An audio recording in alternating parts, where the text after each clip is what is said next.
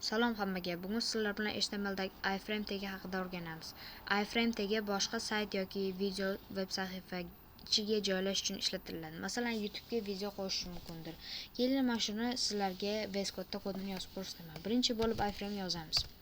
Iframe yozganimizda va u yerga video qo'yamiz. Men bu videoni YouTube'dan olib qo'ymoqchi edim, lekin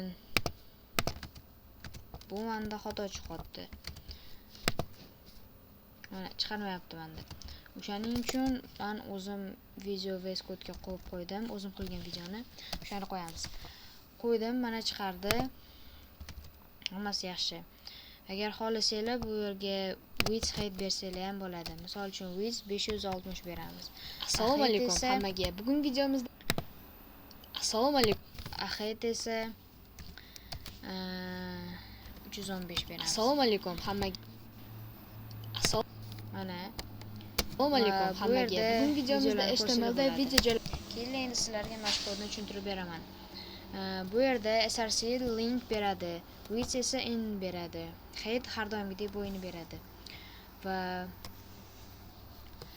iframe ni mana shunaqa kodi esa brauzerda ochsak video chiqaradi. Iframe orqali biza video, map, boshqa sayt joylash mumkin. E'tiboringiz uchun rahmat va meni kuzatishda davom etinglar. Do'stlaringiz bilan ulashishni unutmang. Hammaga xayr.